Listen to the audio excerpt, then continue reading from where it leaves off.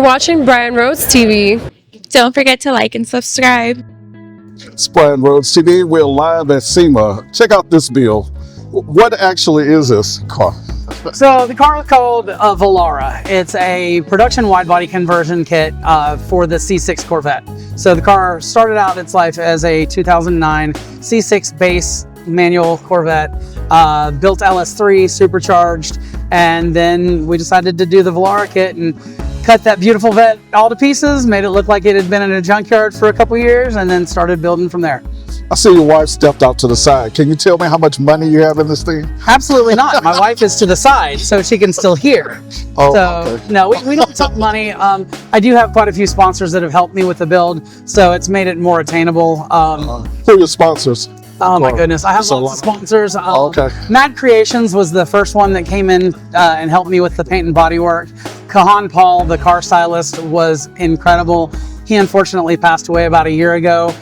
So at this point in time, we're fulfilling one of our legacies and having his work shown at SEMA.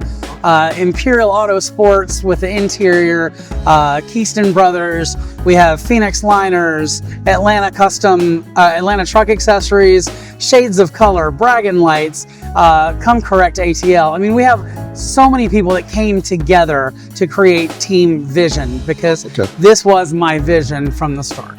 How's the reliability on it? The beauty of this build is it's an LS3. Oh, so it starts up, it runs great. It did 705 horsepower with the rear wheels with the supercharger, and you know, so the power matches the look. Okay. I see you got it on bags, airbags. Absolutely.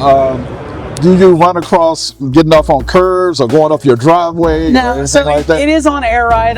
We also have modified the upper control arms to give it a little bit more camber, so when it airs out, it's able to fit inside the fenders. We also did, Brimo Fab did a body drop on it to allow it to actually lay out. But we do get about 5.5 inches of travel on the bags, so it really isn't a problem as far as loading or driving. How long did the build take? We're in this at about 3.5 years at this point in time. We've done this steps at a time.